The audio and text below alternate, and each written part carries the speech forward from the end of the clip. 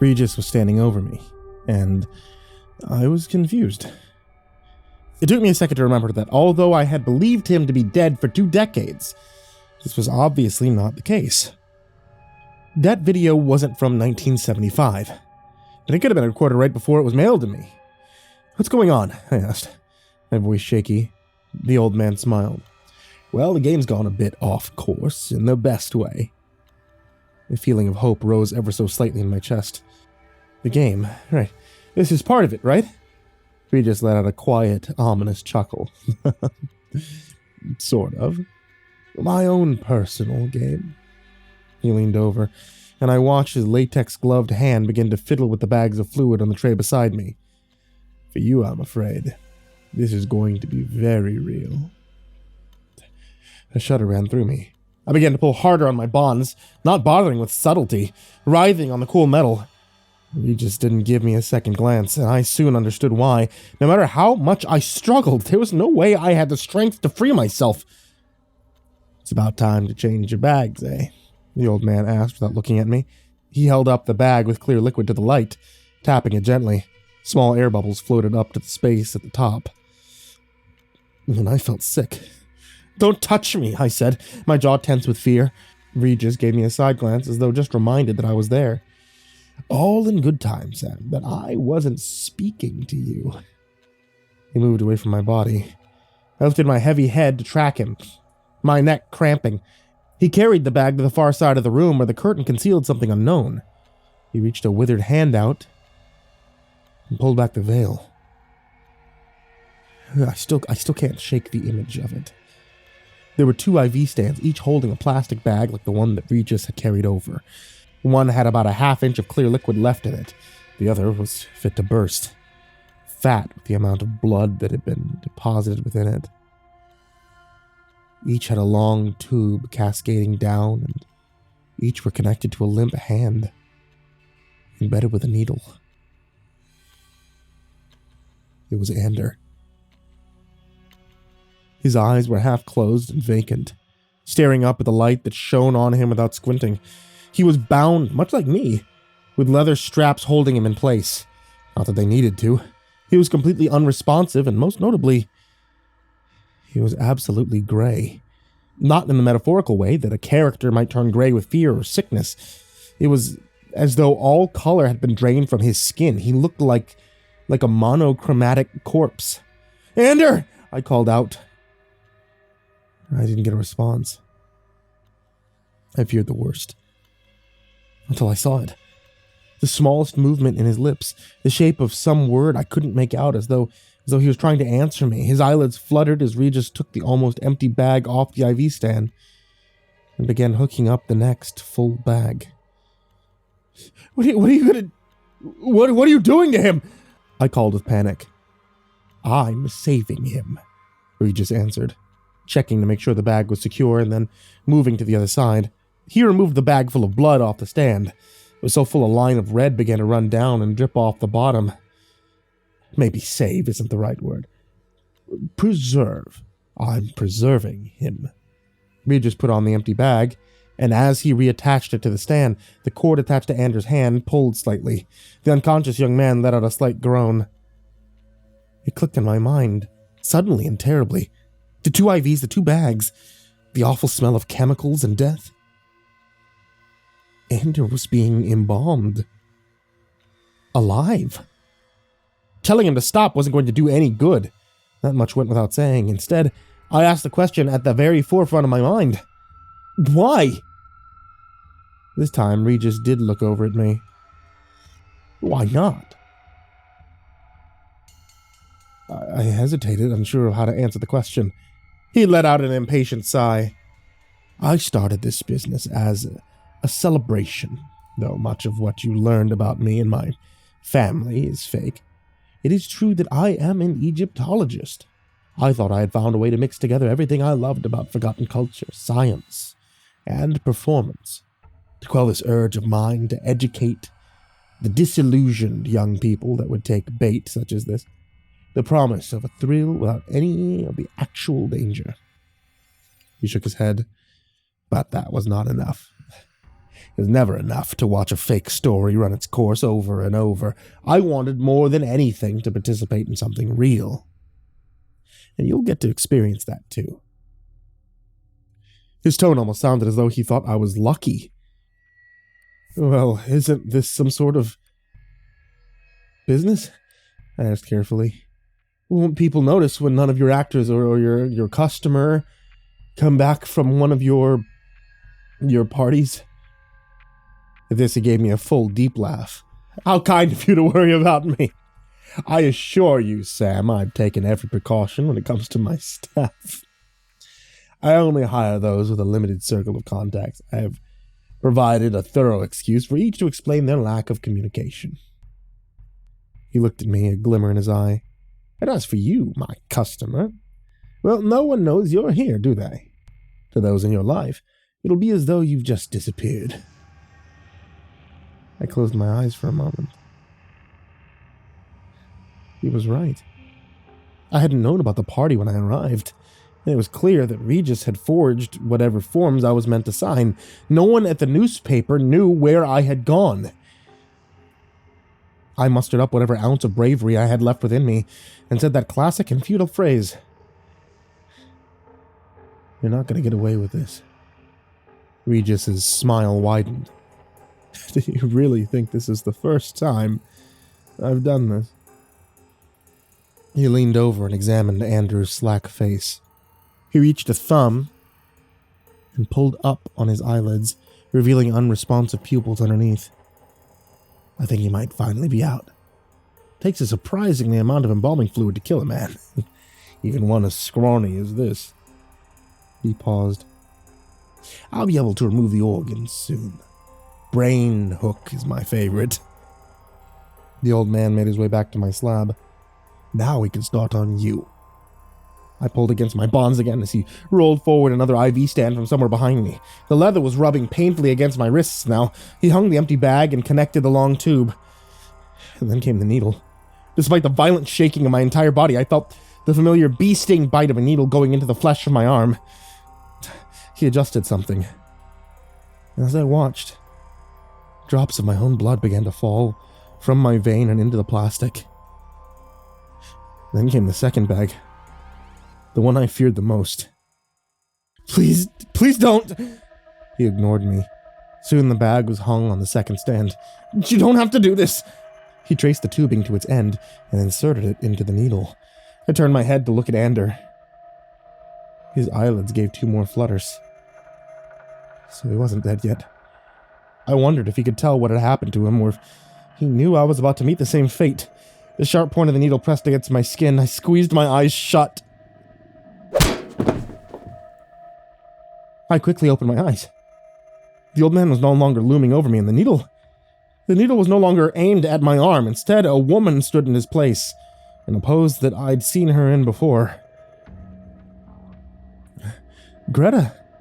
Spittle and blood streaming from her mouth, eyes more red than white, stood with a large piece of her canopic jar raised over her head.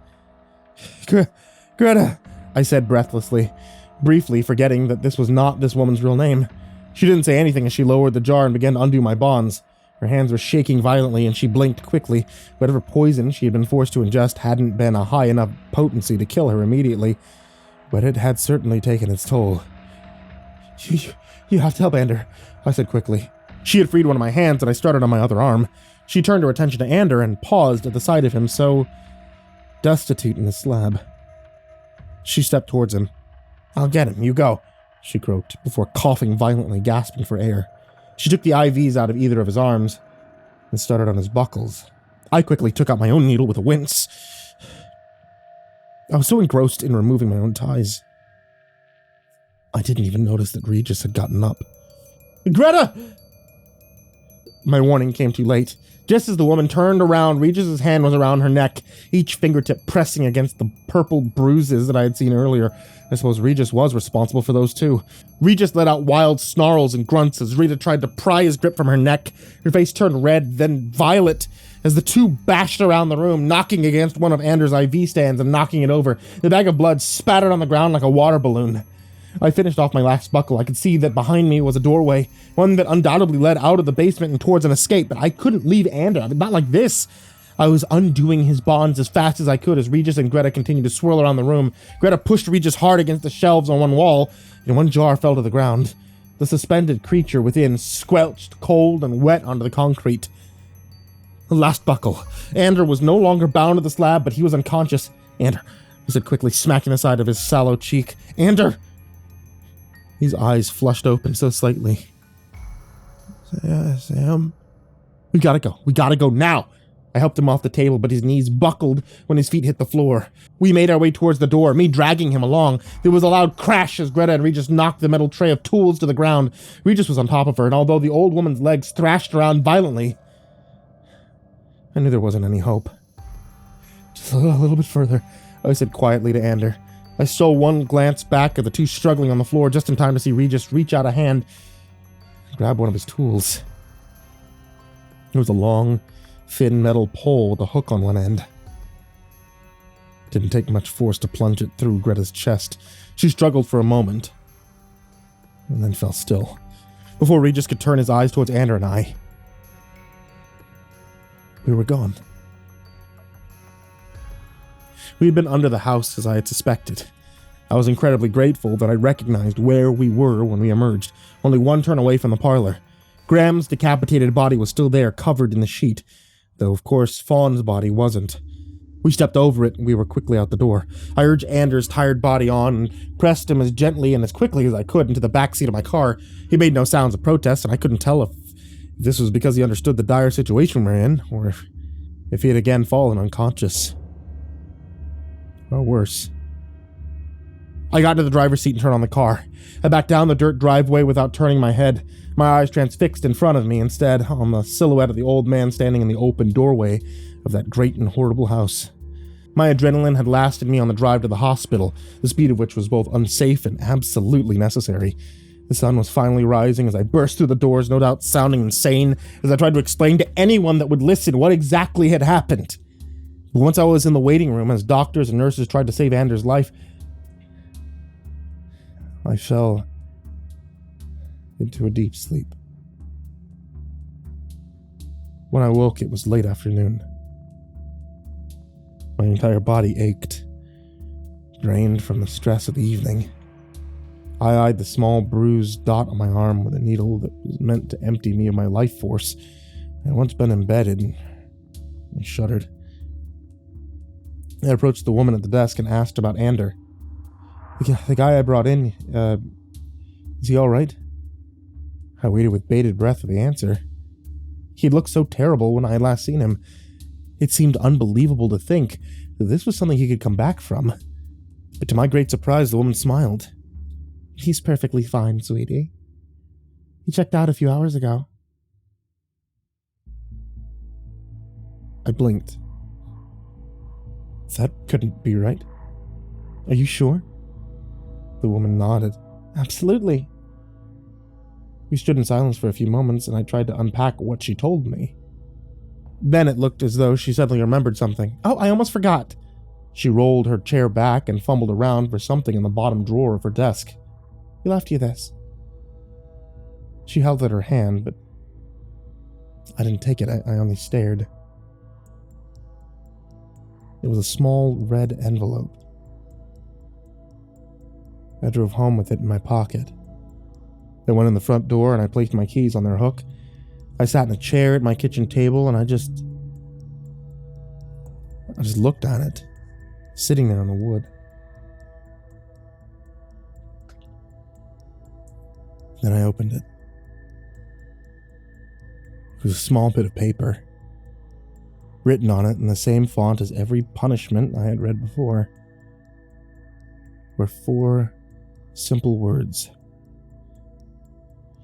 which I read again and again and again and again and again.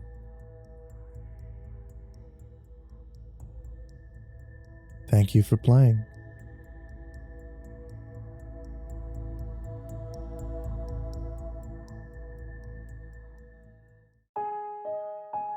Hey there kids, it's me, MrCreepyPasta, and I wanted to wish you a very well, we're getting close to October. Are you as excited as I am? Also, thank you for watching tonight's video, or listening to tonight's episode of the podcast if you're listening on Spotify. The summer is finally coming to an end, and that means we're moving into the fall. And as we get further into the fall, for those of you that live in cooler climates, you'll probably like to have a nice cup of tea. To get a nice cup of tea, my wife sells it. It's at etsy.com/shop/ivorymonocletea. You can get a whole bunch of different teas there, including creepypasta-based teas. My personal favorite is the Dark and Stormy Night, which is why you can get a sticker of me on it. If you do buy that one, you can always ask for that sticker of me doing the little dab, and you get a special dab sticker. Also, I want to give a very big thank you to all of my Patreons over there on Patreon, because you guys have helped me out quite a bit. I'm not even quite a bit. You guys are honestly, you guys pulled me out of an incredibly dark place when I first had to look at moving and all of the demon stuff that YouTube does, and thank you guys very dearly for all the help that you've given me. People like Jordan Alexander Sanchez, Bryon Arce, Bobby Karman, Stephanie Butler, Tristain Pelton, Chase Burnett, Diana Kraus, Raven Mitz, Satanic Aries, Ness69420, aisodoehtraed, Pain, Nessie, Blitzscreed, BardoHawk764, Melancholy Corpse, Ferb, Harley, Billy Morrow, Madam Skullbunny, Sashi Sazaku, @Grizzly Olsen Pro, Kayden the Spooky Boy, Zane Nightshade, My Body Sounds Like Rice Krispies, Ashwood, Lord of the Weebs, Jay, Faye Lockett, Miss Xander, Mr. Unsettling Spaghetti, Suji Campbell, Azarine Fox, Robert White, Fried Chicken 12, James Bruce, Freddy Krueger, Ty Nanny, Michael Scarborough, Infernal One, Lisa Cottrell, Caspian, Jordan Nels, Hades' Nephew, Tater Chip, Acid System, Prozac and Pancake Appreciation Society, Cryptic Nightmares, Kiwi the Sloth, Tommy Green, Liam Newman, Sky Harbor, Caleb Dougal, Nina Smith, Nico Kyle, Rafael Rodriguez, The Ginger Bros, Aaron Stormcrow, Daniel Polson, Trace Miles, and Corey Kenshin. Once again, thank you all so much to everyone who is in this list of names that I mispronounce, and everyone who's in the description, and everyone who supports me at patreon.com/MrCreepyPasta. I can't thank you guys enough for listening, for watching, and I wish you all sweet dreams. Good night, everyone.